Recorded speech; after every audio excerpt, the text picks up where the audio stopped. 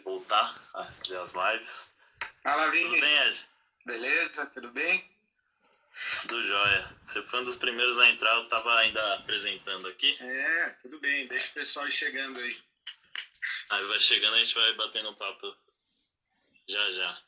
Pessoal, a gente vai bater um papo hoje com o Ed Renekiewicz, pastor da Igreja Batista Lagoa Branca, que é a igreja que eu vou desde que eu nasci, né?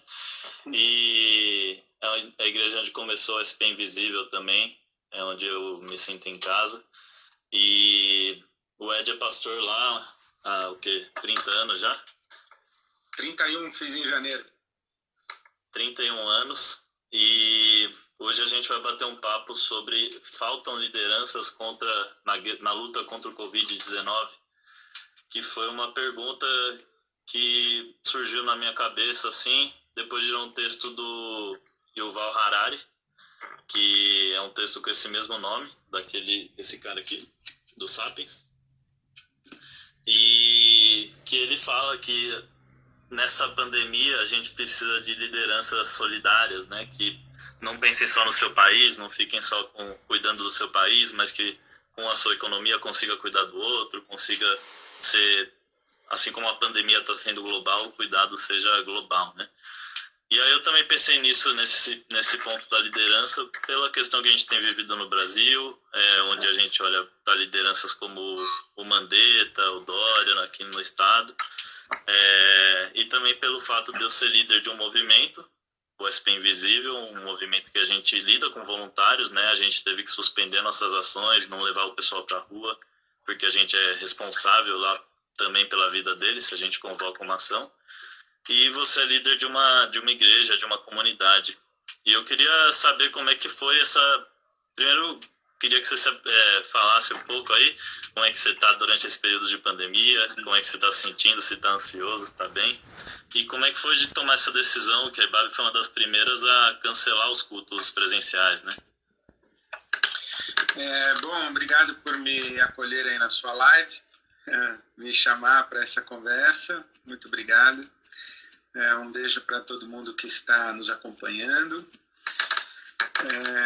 Bom, como eu estou de boas, mas estou triste, né? Estou recolhido, estou na quarentena, estou constrangido de estar em quarentena. É impressionante isso, né? Num país onde estar em quarentena é um luxo.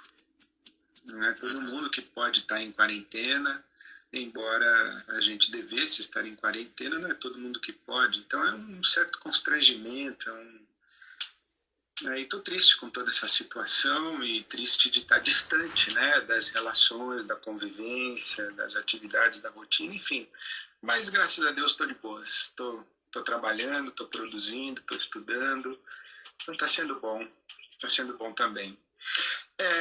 A IBAB, Vini, a IBAB tomou essa decisão atendendo recomendações das autoridades, né? E das autoridades, naquele momento, não eram nem mesmo as autoridades políticas, eram as autoridades sanitárias, eram os epidemiologistas, os infectologistas. Eu liguei e consultei o corpo médico da IBAB e os homens e mulheres da minha confiança na questão de saúde, e naquele momento a recomendação foi explícita e unânime. Eu não tive nenhuma das pessoas que eu consultei para tomar essa decisão que aconselhou o contrário, ou que achou precipitado, ou que achou exagerado. Então a gente tomou uma decisão muito embasada no conselho da nossa igreja, o presbitério reunido, foi unânime também que a gente deveria fazer isso, né? Um cuidado que se mostrou depois não somente adequado, mas depois veio a ser obrigatório, né? O governador orientou dessa maneira, né? E hoje está tudo parado. Foi isso. Entendi.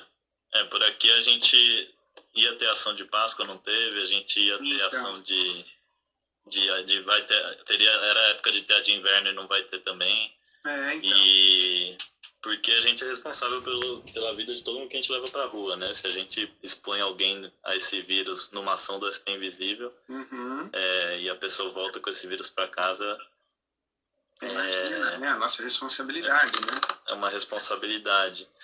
E como é que você vê, não sei se ainda está tão forte, né? Mas tinha muita igreja ainda no começo do Covid, quando a IBAB suspendeu, que estava mantendo ainda as atividades, né? As reuniões, as aglomerações, e o argumento era, teve até uma matéria da Intercept bem legal de vídeo, mostrando um compilado, assim, de várias falas sobre fé, sobre o Covid-19 ser algo do inimigo, do Satanás e tal. Existe essas lideranças meio irresponsáveis? Eu acho que existem, sim, sempre existe liderança irresponsável, mas eu acho que existe muita liderança ignorante, né? Eu acho que é uma questão de ignorância e uma ignorância, às vezes, sincera, né? O ignorante sincero, ele é muito perigoso, porque você tem que, por um lado, ter uma compaixão dele, ter uma certa compreensão dele, mas ao mesmo tempo você não pode permitir a idiotice dele. Então acho que tem muita gente ignorante, essa cisão entre a fé e a ciência, e essa ideia de que a gente, acatando a orientação da ciência, a gente está incorrendo numa falta de fé. Eu acho que não tem nada a ver uma coisa com a outra, né? A orientação da ciência é também uma forma da gente honrar a Deus. Descobrir o universo que Deus criou, como o universo funciona, é um mandato. Esse é um mandato cultural. Nós temos que sujeitar a Terra. E sujeitar e dominar a Terra e cuidar da criação de Deus, inclusive sujeitar e dominar o coronavírus. E isso é a ciência que nos ajuda a fazer. A gente planta com tecnologia agrícola, a gente faz cirurgia com medicina avançada, com tecnologia para a gente estar conversando aqui. Isso tudo é ciência. Quer dizer, a ciência é uma forma de honrar a Deus. Então, acho que tem muita liderança ignorante. E também eu percebi ali, em umas falas do tipo, a igreja não pode fechar, a igreja não fecha. E eu acho que nessa fala tem um pouco de confusão entre igreja, o que é igreja. A igreja é o templo ou é a comunidade? A igreja não fecha. Tá, a igreja não fecha mesmo. A comunidade está mais ativa do que nunca. A IBAB é uma comunidade viva, que está funcionando, operando, empreendendo, e especialmente nesse momento o cuidado, o serviço, a diaconia, o cuidado pastoral, isso tudo está funcionando, está acontecendo. Né? O que fechou foi o prédio, não foi a comunidade. Então essa fala assim, igreja não fecha, é uma confusão, né? Uma confusão. Confundir igreja com templo, com prédio. Sim. E Jesus mesmo falava que a gente que é a igreja, né? Nosso corpo, não é o prédio. Como Pedro diz, nós somos um templo de pedras vivas, né? Cada um de nós é uma pedra do templo onde Deus habita em espírito, disse o apóstolo Paulo. Então é isso aí. Nós não fechamos. Amém. E a IBAB hoje, mais especificamente assim, está funcionando com atendimento psicológico, que eu vi, o atendimento pastoral também, a rede lá de pequenos empreendedores. Quais são essas iniciativas? A gente teve iniciativas muito interessantes aí, a nossa equipe, os ministros, os pastores se mexeram, e a gente tem, por exemplo, os conselheiros leigos que se dispuseram a atendimento voluntário, mas também os psicólogos, os terapeutas, um apoio psicológico profissional online, isso as pessoas podem acessar. Também a gente desenvolveu um programa e uma plataforma de economia solidária para que as pessoas da comunidade oferecessem seus produtos, os serviços, e a gente pudesse priorizar as transações e as relações comerciais no contexto da comunidade para abençoar, né, as pessoas. Então, essa economia solidária.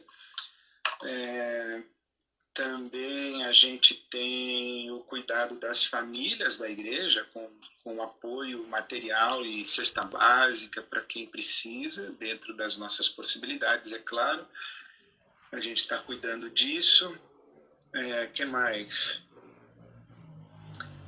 E estamos cuidando das ONGs, né, da Rede BAB Solidária, porque isso é uma coisa muito importante. Tem muitas crianças que participam de um projeto social e que é ali no projeto social que eles têm acesso à única refeição do dia.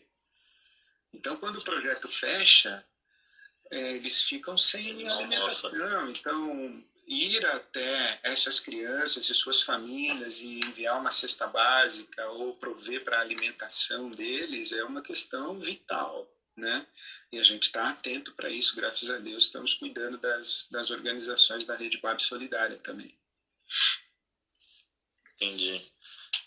Que entra nessa questão da responsabilidade, né? Que uma liderança tem que ter, que o perfil de líder tem que ter. Ao cuidar de várias instituições, cuida também de várias pessoas. Uhum. E quais outras características, foi uma pergunta que num stories que eu subi, me fizeram. Quais outras características se espera de uma liderança num período como esse, assim? Que tá todo mundo procurando para onde olhar. Olha, eu acho que são características da liderança independentemente do período. Primeiro a gente tem que definir ou ter um conceito ou uma opção de modelo de liderança. No caso, para nós, da nossa fé cristã, liderar é servir. Liderar não é conquistar, liderar não é empreender, liderar não é realizar, liderar não é ganhar, lucrar. Liderar é servir. Servir é cuidar de pessoas. Então, o que eu penso é que a vida humana é um valor que está acima. Então, os líderes, eles devem agir e atuar em favor da vida humana. E se é possível, ou melhor dizendo, se é necessário priorizar, porque a gente não tem todos os recursos, né? A gente então tem que priorizar, já que a gente não pode cuidar de todo mundo, de quem a gente vai cuidar? Aí a prioridade é para os mais fracos, para os mais vulneráveis, para os que estão em maior situação de vulnerabilidade social. Então, por exemplo, na nossa comunidade, a gente está prestando atenção nos idosos. Como é que a gente cuida dos idosos? Eu vi que você postou que o pastor da igreja da sua avó liga para ela perguntando. A gente está fazendo o mesmo com os nossos idosos, a terceira IBAB, né, que a gente chama. Então, quem são as pessoas em vulnerabilidade social e que a gente deve prestar atenção? Então, liderar é servir. Liderar não é mandar. Liderar é servir e é ocupar-se com a proteção e o cuidado da vida humana, né? Acho que é isso. Sim. Tem até a ver com a função do pastor mesmo, né? Na Bíblia, pastor de ovelhas, não colocar a vida das ovelhas em risco. Por exemplo, proteger as ovelhas. Possibilitar a provisão, a orientação, a educação, tudo favorável à vida, né? Então, a pergunta que dá origem à nossa conversa nessa live, Vini, se faltam líderes, eu fiquei pensando nessa pergunta durante o dia e o meu primeiro impulso foi dizer que não, que na verdade está sobrando líder. Tem muito líder. Como diz o Thiago York, né? Gente demais falando demais, gente demais com tempo demais falando demais. Então, assim, muita gente dando palpite. Eu acho que o modelo que a gente está vivendo de sociedade, esse modelo de mídias sociais aí, eu acho que é muito interessante, inclusive, na minha opinião, um equívoco a respeito do que é democracia. A democracia não é um sistema de governo opinativo. A democracia é um sistema de governo participativo. E esse sistema de governo participativo deve, na minha opinião, deve respeitar os horizontes e os limites das competências. Então, por exemplo, a gente está num avião e o avião entra em pane, a gente não faz uma assembleia democrática para decidir o que fazer. É a tripulação que tem que orientar os passageiros do que deve ser feito. Entendeu? A questão é que num sistema inteligente, participativo, uma tripulação com um avião em pane deve perguntar se entre os passageiros existe porventura um piloto, um engenheiro aeronáutico, alguém que possa colaborar, entendeu? Isso é fomentar e possibilitar a participação. Pode ser que tenha entre os passageiros um piloto mais experiente do que o comandante da aeronave. E aí, se existe uma consciência democrática participativa, essa presença ou essa atuação desse passageiro qualificado é bem-vinda. Ela não é vista como uma intromissão, como um atropelo. O comandante da aeronave não se sente diminuído, não se sente ofendido. Inclusive, ele é agradecido, porque tem alguém que pode colaborar e participar, entendeu? E o que eu acho é que a gente tem uma sociedade muito opinativa, em que não se respeitam as competências. Então, por exemplo, quando a gente teve que decidir na IBAB se a gente fecha ou não fecha as atividades presenciais, eu fui ouvir os competentes, as autoridades competentes. E hoje, eu penso que os nossos líderes do nosso país, por exemplo, estão batendo cabeça, cada um puxando para um lado. Ontem o ministro da Saúde, o Mandetta, ele disse claramente que não dá para você ouvir, a população não sabe se ouve o presidente ou se ouve o ministro da Saúde. E um puxando a brasa para a questão da economia e outro puxando a brasa para a questão da saúde pública. E a gente tem que escolher que líder a gente vai ouvir. Né? Eu, por exemplo, acho que a vida está acima da economia. A economia você resolve. A economia... Essa conta existe? Que estão fazendo? Eu acho que é tola essa binariedade. Ou a gente salva a economia ou a gente salva vidas humanas. Porque, na minha opinião, não tem essa binariedade. Só tem vidas humanas. Ou a gente salva da morte ou da fome. E para salvar da fome, você tem recursos. Você tem recursos financeiros. O Estado ele tem que participar nessa hora. A solidariedade da sociedade entra nessa hora. Existe a necessidade de criar fluxos de riquezas para cuidar da pobreza. Agora, se você expõe as pessoas à morte, não tem remédio. A economia você tem como administrar. A vida humana você não tem. Então, eu acho que quando a gente está discutindo aí dessa maneira, ou economia ou a vida, a gente está numa binariedade tola. Porque na hierarquia de valores não tem discussão, a vida está acima. Né? A vida está acima. Então eu não tenho dúvidas de que eu ouço o ministro da Saúde. Eu tenho diferenças e divergências políticas com ele, e principalmente do tempo em que ele não era ministro da Saúde, mas hoje ele é uma autoridade que está conduzindo de uma maneira mais adequada, eu acho, essa questão, né? Então acho que sobra líder dando palpite. Essa metáfora do avião é o que rola no Brasil, né? A gente tem o piloto, o presidente, e aí achou um piloto melhor no avião ali, só que o cara não deixa ele pilotar. Talvez para a gestão de uma crise exista um outro líder, que isso é um princípio de liderança também, viu, Vini? O lance da liderança situacional. O líder, um líder sábio, ele sabe quando a situação exige uma competência que não é a dele. E ele não se sente ameaçado. Então, quando ele decide acatar uma autoridade num assunto que ele não domina, ele está agindo com sabedoria, ele não está sendo fraco, certo? Ele está agindo com sabedoria.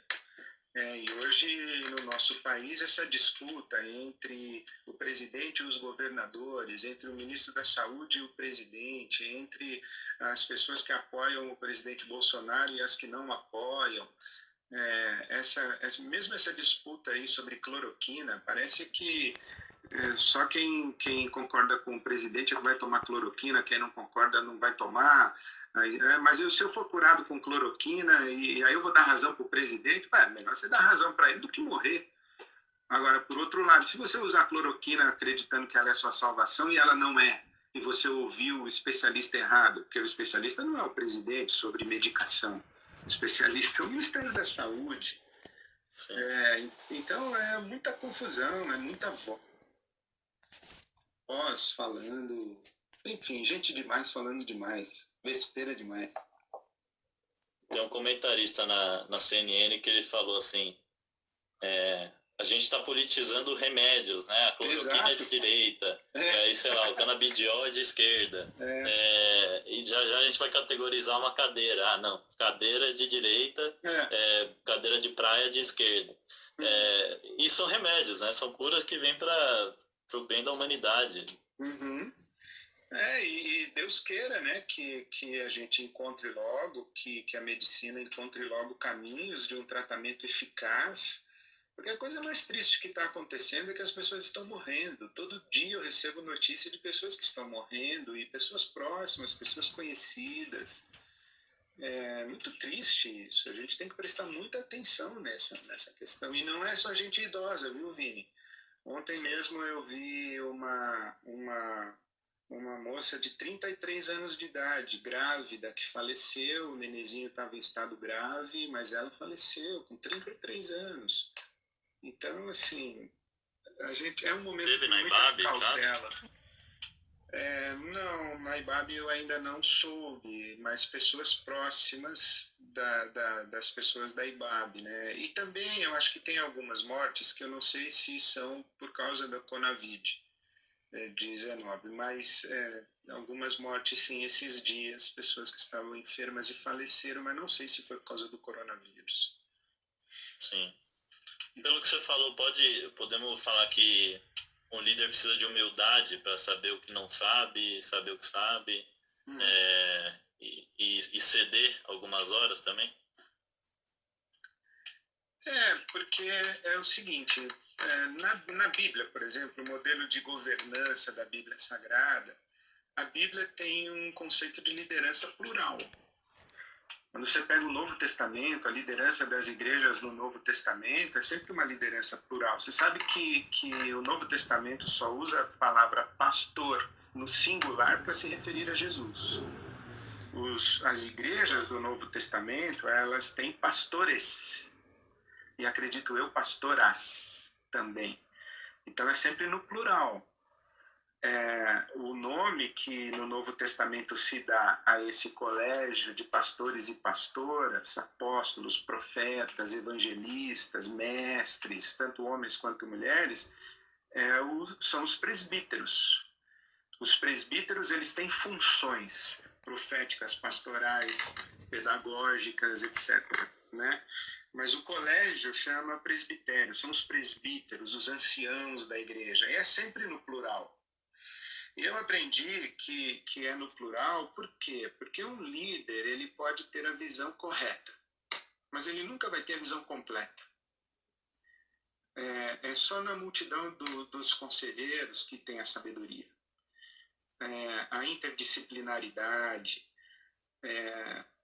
a transversalidade dos saberes, o diálogo entre as ciências, a soma das experiências de vida, o olhar do feminino e do masculino, o olhar do periférico e o olhar do centro ali, sei lá, do núcleo de centro, quem está na base, quem está no topo.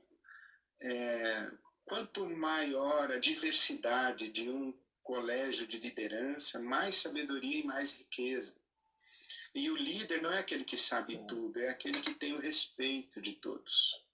E acho, e acredito eu, que quando um líder ele é capaz de ouvir, ele é capaz de ser voto vencido, ele é capaz de acatar a orientação dos especialistas, isso tudo, em vez de enfraquecer o líder, dá mais segurança para o seu colegiado e para a sua comunidade ou para o seu povo. Um líder autoritário e que pensa só com a sua cabeça, ele é mais um idiota do que um líder, né? Então, a liderança exige, sim, a humildade como expressão de sabedoria. Sim, e solidariedade, né, também, de pensar enquanto está sofrendo na pele, assim, o que está acontecendo da crise, está pensando também no como ajudar os outros. O Ed, no meio evangélico, assim, mais, no batista, mais presbiteriano também, teve muito congresso, acampamento, pouco tempo atrás, assim, coisa de 5 anos, 3 anos atrás, sobre liderança, né? Sobre mentoria, tipo, eu via muito evento sobre isso. Você, onde tá essa galera hoje, né? Essa galera jovem que saiu dessa escola, você tá conseguindo, dá para ver além dos cultos online, dá para ver, tipo, servindo a vida das pessoas, isso aí? Sim, eu acho que tem muita gente boa, Vini, fazendo coisa bacana e realmente empreendendo. Eu acho que existe uma nova geração de pastores que me impressiona muito, né? Eu não faço referência, eu não tô me referindo aos pastores que têm multidões de seguidores em mídias sociais. Eu não acho que esse é o critério. Uma coisa é ser um bom comunicador e outra coisa é ser um pastor, né? Então, são coisas diferentes. Mas eu vejo uma nova geração de pastores que está fazendo diferença. Desculpa falar assim, é porque tu tem idade para ser meu filho. É uma molecada muito desafiadora, assim. Eu aprendo muito, sou muito inspirado por essa galera daí. Mas eu acho que também existe uma confusão entre a gente falar de formação de liderança e treinamento. Treinamento é uma coisa, adestramento, desenvolver habilidades e capacidades de como gerenciar pessoas, como empreender projetos, gestão de projetos e esse negócio todo. Eu não acho que isso daí é que é a liderança bíblica. A liderança bíblica ela é uma expressão da, do caráter, da maturidade. O líder bíblico, ele não é o cara que faz, ele influencia primeiro pelo que ele é e não pelo que ele faz. O que ele faz é uma consequência. É, então eu sinto falta de lideranças inspiradoras, pessoas que você admira não pelas suas realizações, mas pela sua estatura humana, sabe? Tipo, gente que você reverencia, quase que uma reverência, mais do que uma admiração. Você não dá prêmio para esses caras. Esses caras você pede oração. Para esses caras você não dá placa. Você acha até que dar placa para eles é uma ofensa, entendeu? Imagina, vamos fazer uma reunião para dar uma placa para o Desmond Tutu na IBAB, homem do ano. Entendeu? Não faz o menor sentido. Sei lá, vamos honrar o Nelson Mandela, vamos fazer aqui uma medalha para dar para ele. Quer dizer, é pequeno, sabe isso? Então eu acho que líderes inspiradores, assim, com estatura, de dignidade humana, de nobreza de alma, de maturidade, eu, eu sinto falta disso. Sim. E mudando um pouco de assunto, como é que foi para você? Já passou aí, mas foi ontem, né? Passar a quarentena, a quaresma na quarentena, que foi uma coisa nova, né, pra gente. Teve alguma coisa diferente, uma simbologia? Olha, honestamente para mim não, porque esse lance do calendário litúrgico, ele é muito mais católico do que protestante, né? Então, e tem muito pouco tempo que nós protestantes, reformados, estamos falando no calendário litúrgico. Talvez a igreja anglicana tenha um pouco dessa tradição, mas os batistas nunca prestaram atenção em quaresma, entendeu? Eu não venho de uma tradição em que se fala em quaresma, então a quaresma é uma novidade. Por exemplo, eu ganhei de presente, eu estava seguindo já o pessoal do lecionário, e ganhei de presente um lecionário, então fiz as leituras da quaresma, tudo, mas foi a primeira vez nos meus 30 e tantos anos de ministério que eu segui uma liturgia diária da quaresma. Entendeu? Então, para mim, foi novo, mas não foi impactante. Ainda não foi impactante. Quem sabe o ano que vem eu vou prestar um pouco mais atenção nisso, né? Sem precisar estar de quarentena. Sem precisar estar de quarentena, né? Agora, isso é interessante, né? Como você perguntou da simbologia, né? Cultivar o hábito do recolhimento, cultivar o hábito do recato, cultivar o hábito da simplicidade, cultivar o hábito do menos é mais, do eu não preciso de não consumismo, muito, não consumismo, não ativismo, sabe? É, é viver mais de maneira mais simples, é realizar mais com menor esforço e mais em mais consistência no que é feito, é falar menos, mas quando falar o que vale a pena ser ouvido, né? Então, cultivar essas coisas, a quarentena está nos obrigando a um momento de introspecção. E isso deveria ser uma característica nossa, como pessoas que estão ocupadas e pessoas que valorizam os caminhos da espiritualidade. Né?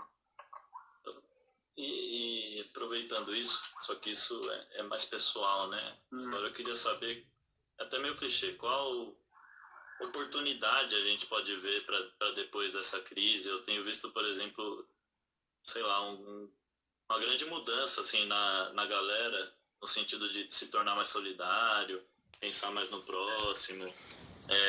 Relações dentro de casa estão mudando, estão melhorando, pessoas estão sendo obrigadas a se falar e não se falavam, sei lá, saía de manhã de casa e voltava só à noite. Quais mudanças nos relacionamentos, no trabalho, na sociedade no geral, você acha que a gente pode tirar desse período? Olha, Vini, eu honestamente eu sou bem pessimista com relação a isso. Eu acho que em tempos de tragédia coletiva existe um despertamento de solidariedade, de generosidade, mas é muito movido por uma certa culpa e um constrangimento de culpa. Também por um instinto de sobrevivência. Então eu levo o álcool em gel lá para o porteiro do meu prédio, não é porque eu estou preocupado com ele, eu estou preocupado comigo. Então eu dou álcool gel para ele, entendeu? Então acho que tem muito disso, que não é uma solidariedade para com o próximo, é um autocuidado e uma coisa, um instinto de sobrevivência. E sim, existe muita generosidade, muita solidariedade de pessoas que têm esse coração evidente. Mas eu sou um pouco pessimista com essas coisas, porque se é verdade que muita gente está se falando e não se falava, também é verdade que está tendo muito conflito dentro das casas. Tá muita violência doméstica que aumentou, pelo que dizem. Eu não tenho estatísticas, não tenho dado estatístico para afirmar isso, mas é o que eu estou vendo nas mídias sociais, essa denúncia. Eu li uma reportagem na China que o número de divórcios explodiu depois que eles saíram da quarentena, com a crise do coronavírus, entendeu? E eu acho que as crises, elas são oportunidade de crescimento, mas que pouca gente aproveita. Então eu não tenho muito otimismo com isso, não. Ainda estou querendo ver, estou prestando atenção nessas mudanças aí, se elas vão ocorrer mesmo, mas ainda sou um pouco cético. Acho que a humanidade ela se adapta à crise enquanto a crise existe, mas depois que a crise passa, ela rapidamente volta para o seu status original, o seu modus operandi default, sabe? O seu padrão de funcionamento, digamos assim. Vamos ver como é que vai ser isso daí. Você acha mesmo que a gente volta igualzinho assim? Ou eu não acho que... A gente só não vai voltar igualzinho se não for possível. e a gente vai ser forçado, por exemplo, eu não sei se a IBAB vai ter, quando a IBAB vai reunir 2.000 pessoas no mesmo auditório novamente, do jeito que a gente reunia, com gente em pé, com gente, sabe, ali.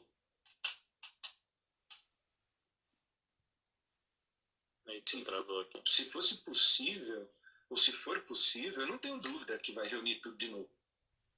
Entendeu? Não sei que mecanismos que a nossa sociedade vai criar, se essa vida online, essa vida virtual vai ganhar maior densidade, se o EAD, por exemplo, vai explodir porque as pessoas descobriram que é possível essa relação virtual, né? Como é que vai ser um mundo não presencial, de encontros não presenciais, encontros virtuais, como é que serão as relações afetivas. Eu não sei, eu estou muito curioso para ver. Sim. Tem um texto da Eliane Brum que ela fala, eu não cheguei a ler, mas só o título já chamou muita atenção, que ela falou: o futuro pós-coronavírus já está em disputa. E os textos dela são longos, assim, tem que parar e ler com calma. O Duza estava falando uma vez, o pastor Felipe dos Anjos, que ele fez uma crítica boa, que ele falou assim: pô, se essa economia que falam, se ela para, não funciona, mata tanta gente, mata mais que o vírus, é para ela que a gente vai voltar depois, né? Tipo, para ela girando desse jeito que a gente vai querer voltar. Eu não acho que a gente quer voltar, mas eu não tenho muita esperança de mudança, não. Eu não acredito muito. Eu acho que, inclusive, os ricos vão voltar mais pesados do que já eram. A elite vai voltar mais elite, o rico mais rico, o poderoso mais poderoso, mais cauteloso, entendeu? Então, por exemplo, a onda de violência não gerou educação, solidariedade, gerou condomínio fechado, carro blindado, segurança privada. Então, por que um coronavírus vai gerar solidariedade? Vai gerar hospital com acesso só para rico e ponto final. Vai gerar pesquisa científica e medicação cara. Enfim, o mundo é assim, eu não tenho otimismo nenhum com o mundo.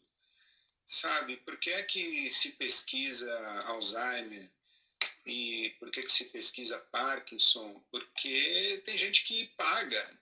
Se não tiver gente para pagar, a pesquisa para. Não é que... Então, assim, a minha visão da humanidade é uma visão pessimista. Eu acho que é pouca gente que aproveita a oportunidade da crise. Eu estava lendo esses dias o Tomás Halick, que eu fui buscar novamente, e nesses dias de quarentena eu estou lendo o Tomás Halick de novo. E ele falou assim: eu não sei de onde tiraram a ideia de que o cristianismo é uma religião de massa. Jesus mesmo disse que o caminho é estreito, que a porta é estreita, que são poucos. Então, assim, a grande massa humana, ela se comporta de maneira egocêntrica, egoísta, de autopreservação, instintos de autopreservação, de solidariedade estendida apenas para sua família consanguínea, e olhe lá.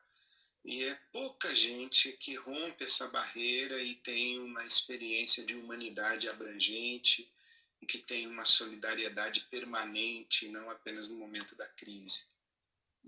Então, Deus queira que eu esteja errado. Deus queira que eu esteja equivocado. Dá para fazer... Outro dia eu estava pensando sobre isso. Dá para fazer um paralelo com esse período de recolhimento, esse período de ficar em casa, né? Com o deserto, com o povo no deserto, onde tinha só provisão diária, onde dependia ali de Deus, não sabia quanto tempo ia ficar, enfim. Eu penso muito no deserto nesses dias. Assim. Sim, é possível, sim, pensar no deserto, é possível pensar na igreja clandestina, a igreja sofredora, né? A igreja sofredora vive isso que a gente vive. vive dentro de casa, vive com recursos racionados e tal. Mas, por outro lado, Vini, outro dia eu vi alguém dizendo que nós estamos vivendo a mesma tempestade, mas não estamos todos no mesmo barco. Então, para algumas pessoas, a casa é uma prisão, a casa é um inferno. Para outras pessoas, a casa é um lugar de retiro, de sabático. Para outras, a casa é um deserto mesmo. É um momento de escassez, é um momento de angústia quanto ao dia de amanhã. E para outras pessoas que têm provisão, não. Então depende muito da experiência de cada um. Eu acho que essa situação da quarentena e do vírus aí fora, que a gente não sabe quanto tempo isso vai durar, isso não está no nosso controle. Para mim, uma palavra que pesa muito é o lance da vulnerabilidade. Você está vulnerável. E nesse sentido, eu acho que uma das coisas boas da coisa ruim, que é o vírus, é a gente tomar consciência de que a gente não está no controle da existência. A gente não está no controle da vida. A gente pensa que está, mas a gente não está. Então, estar vulnerável, quanto tempo mais vai durar isso? Como é que vai ser a vida depois? Como é que vai ser a economia? Eu vou ter emprego? Não vou ter? Como é que eu vou sustentar minha família? E agora eu não tenho plano de saúde, fui demitido, não tenho mais o plano de saúde. Quer dizer, essa vulnerabilidade toda que a gente está vivendo, muita gente está vivendo, destrói a ilusão que a gente tem de controle. Que é a ideia do cara que ele tem emprego, ele tem seguro de vida, ele tem previdência privada, ele tem plano de saúde, mas ele morreu. Ele achava que ele tinha garantias, mas ele não tinha. A gente não tem. Então, acho que uma das coisas boas da coisa ruim é a gente tomar consciência da nossa vulnerabilidade. O apóstolo Paulo fala, por exemplo, para Timóteo, ele diz assim, fale para os ricos que eles não confiem no dinheiro deles, mas confiem em Deus. Eu acho que uma das coisas boas. O deserto é esse lugar. Agora, o deserto também, Vini, o deserto tem uma coisa muito interessante. O deserto é o lugar que os caras fugiam, no movimento monástico, por exemplo, os caras fugiam para encontrar Deus. E antes do encontro com Deus, eles encontravam os demônios deles. Eles encontravam seus fantasmas. Eles se davam conta das suas carências, eles entravam em crises profundas, alguns ficavam loucos, inclusive. Né? Então, pessoas que não estão habituadas a uma disciplina, não têm uma vida regrada, não têm uma vida simples, elas precisam do ativismo, elas precisam de multidão, elas precisam de, sabe, elas ficam loucas dentro de casa. Os fantasmas delas aparecem, os demônios todos aparecem. Né? Então, é um deserto, sim. Boas comparações. Ou seja, você não está em casa sozinho. Não, seu fantasma tá... Com vários, inclusive. Com vários. Fantasmas e demônios, né? Gritando. Entendi. E você falou de um autor, mas que mais você tem lido? Que texto tem ocupado aí sua cabeça? O que você tem feito nos tempos livres? Assim? Estou estudando e estou trabalhando, né? Me propus a trabalhar a minha série Jesus e transformá-la em livro. Então, eu fui buscar. Para você ter uma ideia, vou mostrar para você aqui. Deixa eu ver se dá para ver. Tcharam! Eita! Tcharam! Jesus.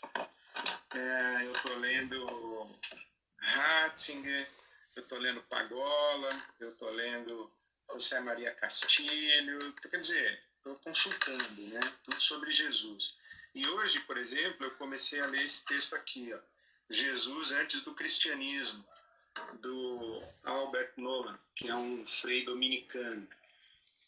Então está sendo muito legal esse tempo de eu poder estudar e me dedicar a isso, né, de uma maneira mais consistente. Está sendo bom. Outro dia me perguntaram uma dica de série e eu dei uma dica que chama Nos Caminhos do Senhor ou Pelos Caminhos do Senhor, de uma família dinamarquesa. Vale a pena, viu? Netflix. Quem tem acesso pode ver, né? Tá vendo Casa de Papel. Ah, Casa de Papel, última temporada aí, né? Muito bom. Eu vi, voltando um pouco no que você falou de líder não é sobre produzir, não é sobre gerar lucro. Eu vi um stories bem infeliz que, por exemplo, nessa frase do cara acaba deixando várias pessoas ansiosas. Ele falou assim, esses caras meio coach, né, de que escreve livro com palavrão na capa. Se você não criou um projeto durante essa quarentena, não começou um negócio, alguma coisa assim, escreveu um livro, você não aproveitou ela direito, você não fez certo. O que você entende por isso? Tipo, você está escrevendo um livro, mas tudo bem não escrever também, né? Que tem muita gente que pensa o líder como essa pessoa ativista. Então, outro dia também eu ouvi, estava ouvindo um rádio, e era uma coisa do tipo, a pessoa falando assim, eu vou conversar com a psicóloga, a psiquiatra, a terapeuta, sei lá o quê, que vai dizer como você ficar bem na quarentena, como ficar para cima, como você não perder o astral, não sei o quê. Eu falei, que sociedade idiota é essa que a gente vive? A gente não tá de férias, bicho, a gente tá em quarentena. A gente está com a economia entrando em colapso, a gente está com o sistema de saúde entrando em colapso, a gente está recebendo notícia de morte todo dia. Haja energia emocional, primeiro para você se manter vivo de maneira saudável. Ainda você vai escrever livro, você vai criar projeto, você vai, sabe? Então, por exemplo, eu me propus a fazer isso para não estar no meu ócio, porque senão eu vou passar o dia inteiro vendo mídia social, vendo, sabe? Falei, não, eu vou trabalhar, eu vou ter minhas reuniões, eu vou fazer as lives como a gente está fazendo agora, eu vou atender pessoas, eu vou produzir, vou trabalhar, não estou de férias, eu estou trabalhando. Então, faz parte do meu trabalho escrever um livro. Mas eu não me sinto obrigado porque a gente tem que curtir a dor do momento. É um tempo de privação, é um tempo de isolamento social. Eu estou sem ver meus filhos há quase um mês. Eu estou sem pegar minha neta no colo. Então, eu estou triste. Ontem foi domingo de Páscoa e eu almocei com a Silvia aqui, o Vitor e a Fernanda, e a Gabi, o Tiago e a Valentina, todos eles, cada um nas suas casas. Então, assim, é muito desrespeito para com a condição humana transformar o ser humano numa máquina produtiva e bem-sucedida o tempo todo. Isso é fantasioso. Fantasioso. Uma ofensa. Esse homem-máquina, né? Esse homem-máquina que não sabe sofrer, que não entende que o sofrimento faz parte da vida, não entende que ficar triste também faz parte da vida. E dizer assim, estou triste, tenho motivo para estar triste, porque doente é quem não tem motivo para estar triste e está triste. Doente é quem tem motivo para chorar e está dando risada. Ele está com um descompasso, um desequilíbrio, ou uma falta de sintonia com a situação. Então, isso é uma enfermidade. Eu ter motivo para estar feliz e celebrando a vida, mas eu estou chorando, deprimido, melancólico, trancado no quarto. Agora, quando eu estou triste, eu tenho motivo para estar triste, é vida. E a gente tem que saber que não é o que diz o Eclesiastes, há tempo para rir, tempo para chorar, tempo de guerra, tempo de paz, tempo de plantar, tempo de colher. E tem tempo de ficar em silêncio, sem produzir nada. Tem tempo de curtir a existência, né? Tudo isso aí. Sim. O que você acha? Eu tenho visto também isso menos assim, mas eu sei que existe. Dessas leituras mais apocalípticas assim, que a galera faz. No Twitter tem muito disso. pessoal falando que vai acabar, que tipo, é o final do mundo. O que você acha disso? Ah, eu não curto, não, nem me impressiono, nem dou atenção para esse negócio. Eu acho que hoje a gente tem muita informação, mas eu honestamente é preocupante assim essa questão dos recursos naturais, quanto nós temos de petróleo, quanto nós temos de água potável no mundo, desmatamento, essas coisas assim me preocupam, sabe? Esses cataclismas naturais, mas eu não tenho uma visão apocalíptica que o vírus vai acabar com o mundo, que o mundo vai ter que se reinventar a partir do vírus, vai ter que se reinventar. Como isso vai acontecer, eu não sei. Não sei se vai ser do modo bom. Aliás, já disse que não acho que vai ser, mas vai mudar. Vai mudar um monte de coisa. Mas eu não acho que o mundo está acabando. Não me impressiona e nem tenho preguiça de ler esse negócio de apocalipse aí. Preguiça. Sim. Já basta a série que você fez, né? Já leu até para aquilo. Ali, inclusive a leitura que eu fiz do Apocalipse não foi apocalíptica, né? Foi uma leitura histórico-social, de que nós vivemos um apocalipse o tempo todo, isto é, sempre existe um mundo sob ameaça, e as figuras bíblicas, elas são arquetípicas, né? A besta, o anticristo, o dragão, as batalhas, os cordeiros, os bodes expiatórios, isso tudo aí é figura arquetípica. Todo sistema social tem o seu bode, tem o seu cordeiro, tem o seu dragão, tem o Cristo, tem o anticristo, tem a besta, tem muita besta, inclusive. Sim. Ô Ed, o que você pensa, não dia 1, porque dia 1 pode ter recontaminação e tal, mas assim que puder sair ir pra rua, encontrar o pessoal, o que você pensa em fazer? Abraçar a galera, mesmo não sendo muito de abraçar a galera, fazer um culto com a Ibabe cheia? O que você pensa em fazer assim que o pessoal pudesse encontrar? Segurar a Valentina? Eu acho que a primeira coisa é isso, eu abraçar de novo minha família, meus filhos, minha neta, mas eu acho que eu faria uma convocação de ir todo mundo para a Ibabe se encontrar e se abraçar.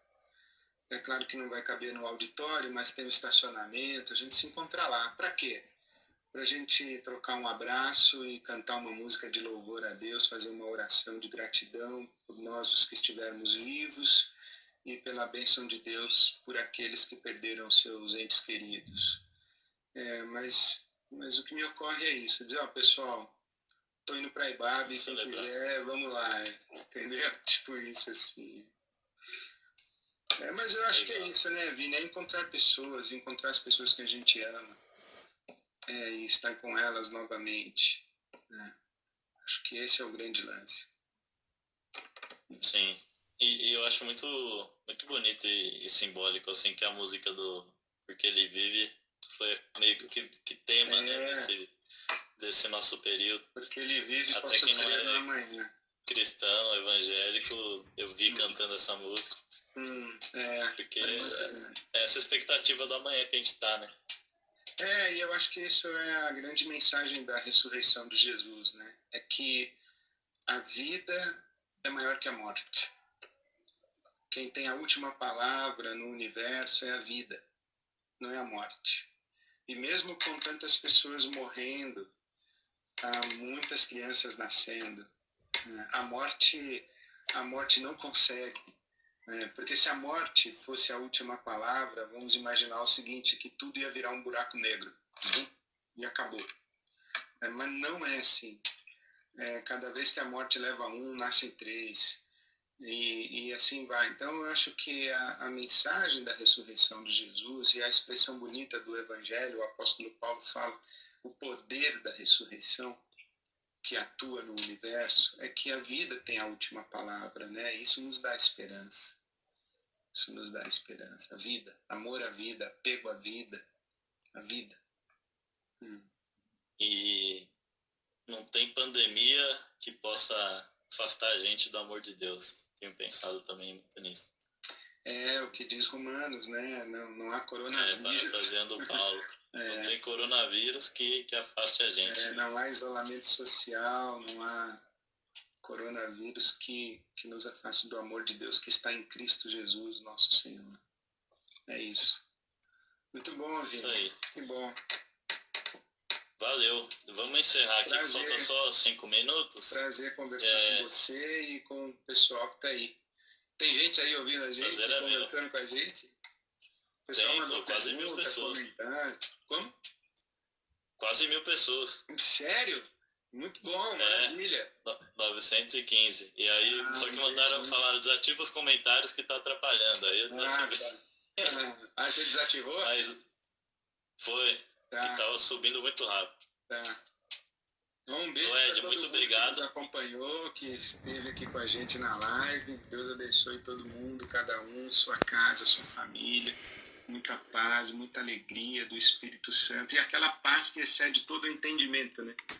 Aquela paz que a gente experimenta em Deus quando as coisas em volta não apontam muito para a paz, mas essa paz que Deus nos dá, né? Que visite todos vocês e a casa de cada um de vocês. Amém. Amém. Amém.